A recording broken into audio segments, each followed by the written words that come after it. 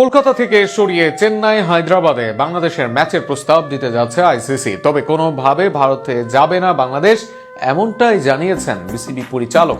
সেক্ষেত্রে প্রয়োজনে বিশ্বকাপ খেলবে না টাইগাররা, তবে মাথা নত করবে না বিসিবি। যদিও ক্রিকেটারদের বড় একটা অংশ চাইছে বিশ্বকাপ খেলতে, তবে ভারতে গিয়ে কি বিশ্বকাপ খেলা উচিত বাংলাদেশের? সময় ঘনিয়ে আসছে, প্রশ্ন আরো গভীর হচ্ছে কি আছে বাংলাদেশের ভাগ্যে। বিশ্বকাপেই কি দেখা যাবে না লাল সবুজের কোনো প্রতিনিধি দলকে, নাকি বাংলাদেশ খেলবে ভারতের মাটিতেই? আইসিসির কোনো সম্ভাবনা আছে শ্রীলঙ্কায় বাংলাদেশের ম্যাচ নিয়ে যাওয়ার? প্রশ্ন অনেক হলেও আপাতত নিশ্চিত কোনো উত্তরই নেই। তবে জানা গিয়েছে শীঘ্রই বাংলাদেশকে এক প্রস্তাব দিতে যাচ্ছে আইসিসি, যেখানে বাংলাদেশের ম্যাচগুলোর জন্য দেশ না বদলে শুধু ভেন্যু বদলাবে। অর্থাৎ কলকাতার 3টি ম্যাচ সরিয়ে অন্য কোথাও, যেমন হায়দ্রাবাদ বা চেন্নাইয়ে নেওয়া হবে।